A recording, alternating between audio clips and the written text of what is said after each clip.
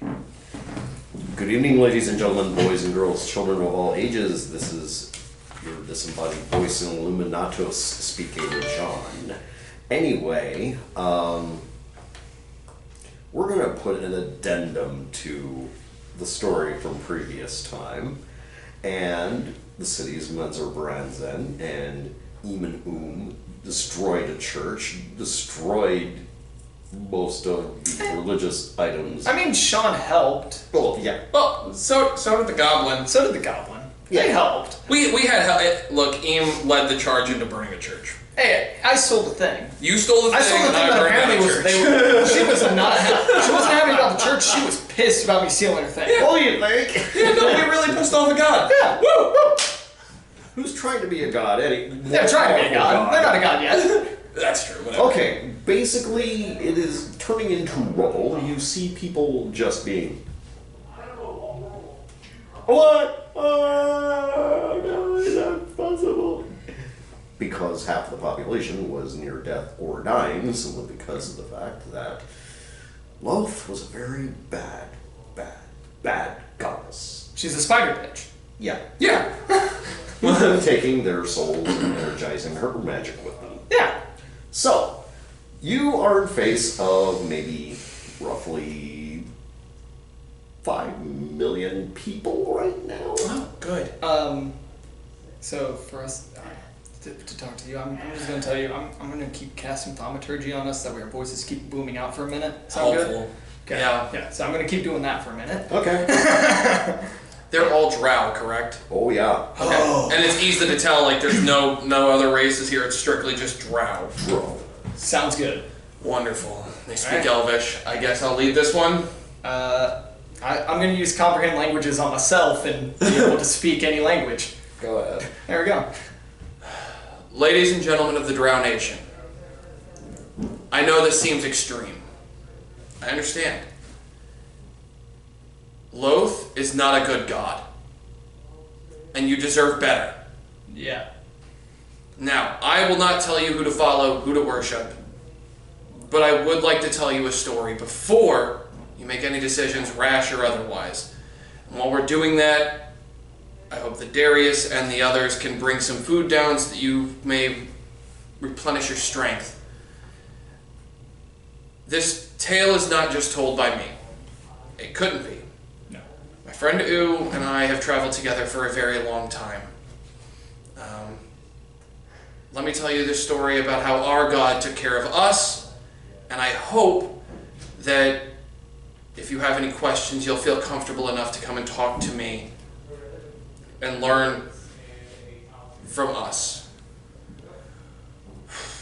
We are from, well, not here.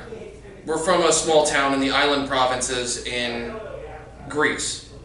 The town's name, it's Elvish, but it loosely translates into Death's Gate. Here we worshipped to the god of the death, Hades. That's our god of death. We believe death is natural. It's a part of life.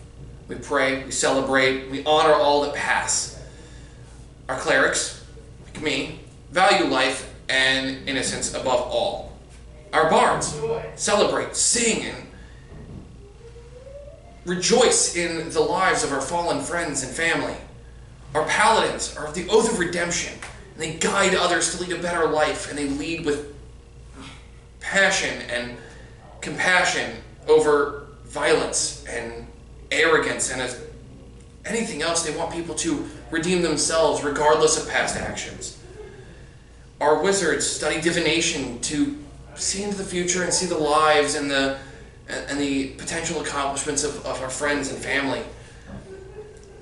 Growing up here where we celebrate death every day, it gives you a different perspective. Yeah. Which brings me to my oldest and my easily most trusted friend, U. What's up? He is the celebrant of life. He is the herald of Hades. Yeah. He was my next door neighbor. Look, it's weird. I'm a half-elf. I'm not liked in any circles that deal with elves or humans, typically. He's a tiefling, and he plays a violin. everyone hates tieflings. No reason, just no one likes the half demons. So. And to top it all off, we worship the god of death. Yeah. So we're not exactly the most likable people off the gate. No, people get us very confused with like thinking that we celebrate death and stuff, not celebrate the lives of the dead. We grew up together, we played, we studied, we trained, and ultimately we survived together. Yeah. I am the oldest son of Dameron and Shiara. I have 2 younger siblings, Chasiana, I call her Anna, and my brother Amar, I call him Mar. My father was a paladin, big, strong, nice, very, very compassionate man. And my mother was brilliant. I still to this day don't understand the things that she looked into. She was a high-ranking wizard in our hometown. Mm-hmm. But growing up, once you turn about 5, they put you on your career path. They find where you feel comfortable. I didn't fit the paladin path. I wasn't the biggest. I was a large individual, and I didn't fit the wizards. I had an arcane talent, but it wasn't to that degree. I followed after Oo's mom. I became a cleric. Ooh, you studied under a bard. Oh yeah, I did. Friedmont was the bard, a halfling bard that taught you everything with the violin. Everything. I couldn't imagine life being better than with him. Talented dude. But every day we'd say goodbye, we'd go work, we'd go learn, and then we'd come back and play, have fun. We were kids. Yeah. That's what we should do, right? Yeah. It was a happy life. Ooh mastered 2 instruments over the next 5 years. The violin and I think it was the harmonica? The harmonica. It was the harmonica. Yeah. He'd play in the village square with Friedmont. And by the end of that year, I met Fama. I met someone that became a bigger part of our lives than I think we could have possibly imagined. Oh, absolutely. Especially as 10-year-old kids. Yeah. So we went on and we learned more. We became invested in our studies. The 3 of us. Fama was a wizard. She studied at the college, actually, under my mom for a while, and we would discuss life. We would be up hours into the night, just talking about what our goals and aspirations are. And her dream was to change the world's opinion of us. That was her whole mission in life. And I fell in love. How could I not? Dude, you were so easy to read back then. Did it change over the next 20 years? For me, no. For other people, absolutely. So over the next 2 years, we ended our apprenticeships. We were finishing up. By the age of 13, I had become physically strong and magically more inept. Ooh had mastered 5 instruments at this time. Don't know how. You still baffle me with your talent with instruments. They're fun. And Fama was proving to be a top talent in divination. And we started to court. I started to actually pursue her. And to this day, I don't understand why she reciprocated the feelings. She was lively and outgoing, same as you. Yeah. I am generally not. Dude, you forget how much I kind of forced you guys together. You did not hurt, that is for sure. And once everything happened, we spoke with our families. And we met for a dinner a week before I finished my schooling, 3 weeks before she finished hers, and I told her parents that I would always put her before me. I spoke honestly, candidly, passionately, something I don't commonly do. Right. No. And they agreed to allow us to be wed. I was ecstatic. I couldn't wait. I had to wait 3 weeks. 3 weeks to announce the best possible thing. About 2 weeks before, U and I, we had finished our tests. We'd passed everything with fervor. You blew Friedmont away. Yes, I did. I have never seen that little person so happy. No. He was the happiest halfling. That was the happiest I think I've ever seen him. Yeah. We had dinner the night before. A huge celebration. Everything. It was wonderful. And in 2 weeks, I get to be with Fema forever. The very next morning, we were sent to go get supplies. We need to go get some grains, and I don't even remember the list, to be honest with you. A bunch of meat, some extra fresh water. I remember 2 things from that day. Yeah. Fema kissed me for the first time. It was just the 3 of us, so it was perfectly acceptable. Oh, yeah. And it was who had to row the first couple of minutes. I was kind of not with it. I also had to push you on the boat. And he had to push me on the boat. And it was a wonderful way to start what would become the worst day of our lives. While we were there, while we were gone, acolytes of a different god came and slaughtered everyone and burned everything to the ground. We lost everyone. Because they believed the worship of the god of death was unnatural. It was evil. We survived strictly by chance. There's no reason we should have survived. They didn't know we existed. I found out later that that was planned months in advance. It was sheer dumb luck that we survived. When we returned home, it was a red sky, and the smell of ash was our greeting. I don't think that I can explain in words, so instead, do you mind showing them exactly what we saw? I know this is going to be hard. Everywhere. Bodies just everywhere. Some black, some red. None of them safe. All of them dead. We had to take weeks to bury all of them. To perform rites.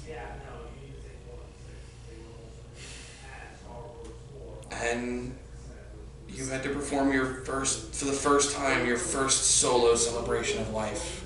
And it was for a whole town. It was the most beautiful song I've ever played. Oh, by far. But that doesn't mean it was the happiest song I've ever played. We sat around a fire after we buried everyone, after we finished everything, and we laughed. We smiled, we told stories. We slept after what felt like an eternity. We slept, and Hades came to us, and did the one thing a god will not normally do. Told us not to be open about our faith. No. We needed to hide. We were the last 2 acolytes of Hades. He gave up his strength and his worship for our safety. He put our lives above himself. And in that moment, I think he knew he never had to demand anything of us. He had only asked. Absolutely. Because he always knew the answer. So we went on travel. We spent 15 years on the road, hiding. He earned more money than me. He was more sought after. People like to be entertained. It was entirely, I would do exactly as I did for all of our family and friends. I would always play and help people, entice them to be happy with their passing, with others' passings, but We were paid on travel to help heal people. yeah. Physical or otherwise ailments. And then we got to Thebes.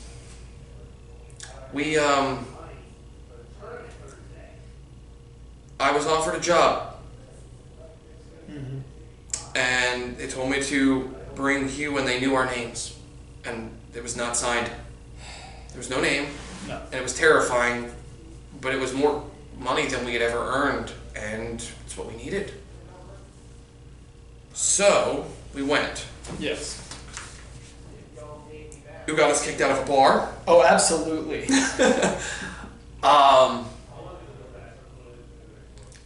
And we met a group of people for a job. Yeah. I don't remember everyone. I remember one person in particular at this point that stands out to me from that group. A cleric of Aphrodite's. And I was expected to work alongside them. I was about to deny the job. And once I heard what the job was, I couldn't walk away. It was calling to me. You have to understand, at this point in my life, I had one goal, I had one dream. I wanted to die a good death, so I could join my family again, so I could be with the love of my life again. I had committed everything to being a good person, and that was it.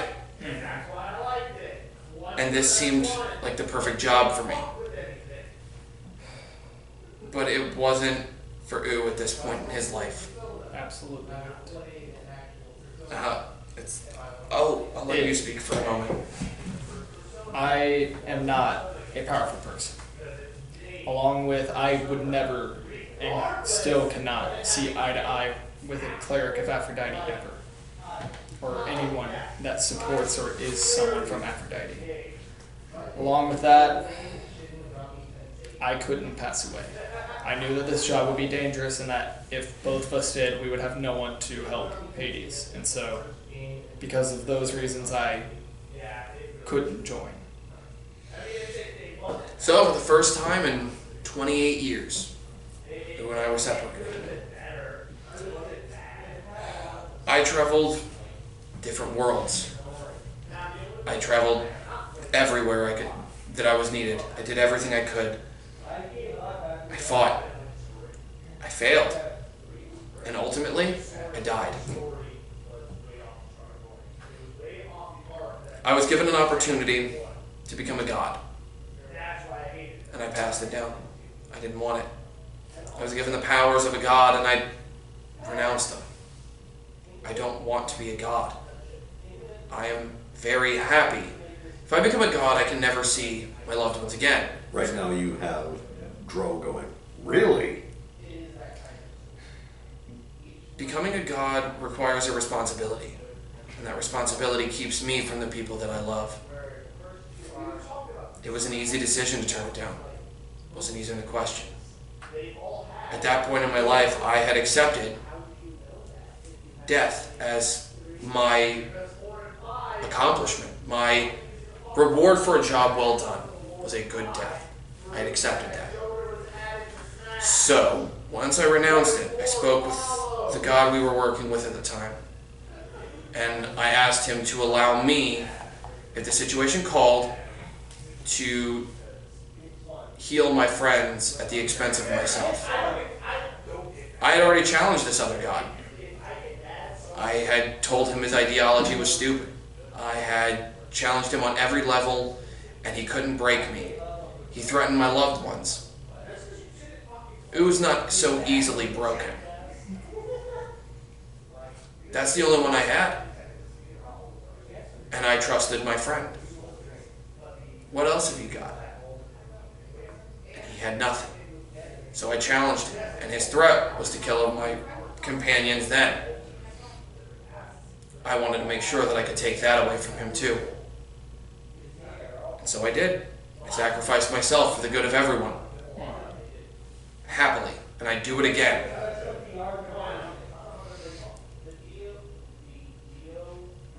And then something amazing happened after I died. Clearly, I'm not dead. I'm not an apparition. The god of death, who is not known for his giving nature,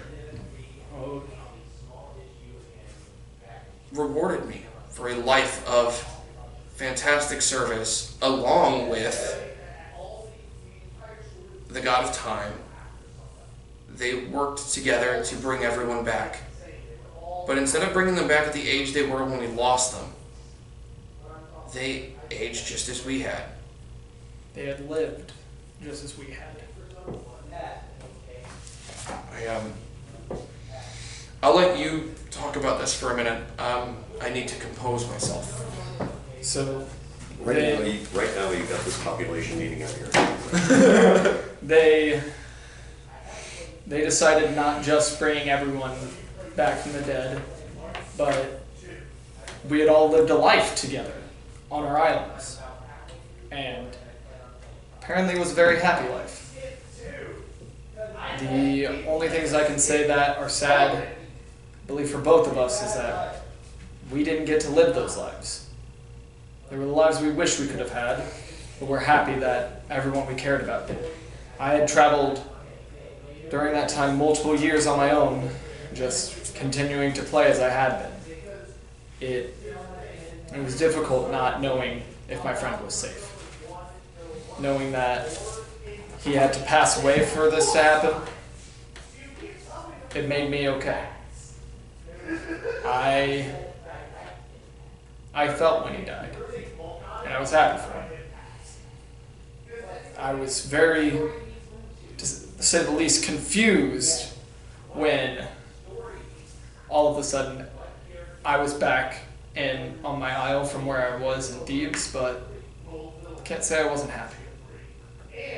I didn't have anyone, but I don't really need anyone. My family is my friends. That's all I really remember. I woke up, and the next thing I notice is I'm in a bed. Far too comfortable for anything I would have been able to afford. And I hear footsteps rummaging around downstairs. I panic. I hear a voice then, almost immediately, and it's a voice I hadn't heard in nearly 20 years. And I still recognized it. Fama was calling for me. And I thought for sure that I was in Elysium. And I wasn't. I got out of bed, panicking, because I didn't know what was going on, and I stepped on a toy. Why would I have a toy? I have no children. I was gifted with the title of Oracle of Hades. I was given robes, the robes I'm wearing now, that become what I need them to be in a moment of need. If I need to be in formal wear, I can be so. If I need to be in combat gear, I can be so. I am prepared for anything so that I can protect my people. I discovered that not only was I married to Fama for all of these years, I had 5 children. And it broke my heart that I didn't know them. So I went and I found U, and we filled in Fama and my children of what happened. And it was hard. Fama thought we were playing a joke, but only one of us is really a jokester, and it's not me. And I wasn't laughing at it. Which would have been a giveaway. Yeah. So I told them everything. I told them more than I've told you. We told them more than we told you. And they felt it. They knew we were telling the truth. What this story is meant to tell you isn't to feel sorry for us. I don't need your pity. I don't want it. And I'm not doing it to pity you, because I don't. You made a bad choice, and now you're feeling the consequences of it. This is to give you the opportunity to choose a new path. Loth is not a god, because a god's primary job is to take care of their people. You are Loth's people. If she is truly a god, she would not suck your life force. She would make sure that she does everything in her power to protect yours, and not at the expense of others. You deserve better. If you have any questions, feel free to ask us. We are open books. I have nothing to hide. And I've got much better things to do with my time than lie to you or deceive you. You can cast anything you want. If you want to cast a zone of truth on me, you can. Right now, millions are listening to this. Mm-hmm. One of the town elders comes up and says, "Let us consider your words carefully." Feel free. We just want what's best for you. Whatever that may be. And it doesn't have to be through Hades. It can be through any god you wish. I just hope that you pick one that cares about you and not about themselves. With that, I also hand them a symbol of Hades. This is the symbol if you choose to follow like we do. "Let us consider it," says the elder. And with that, that's it. Alright. Thank you, ladies and gentlemen.